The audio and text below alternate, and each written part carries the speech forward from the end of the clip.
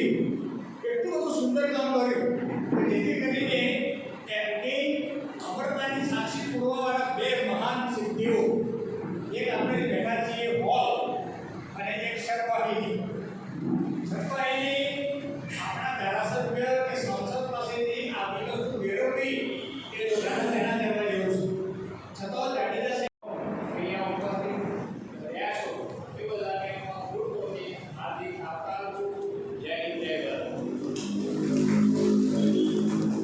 આપનો ખૂબ ખૂબ આભાર.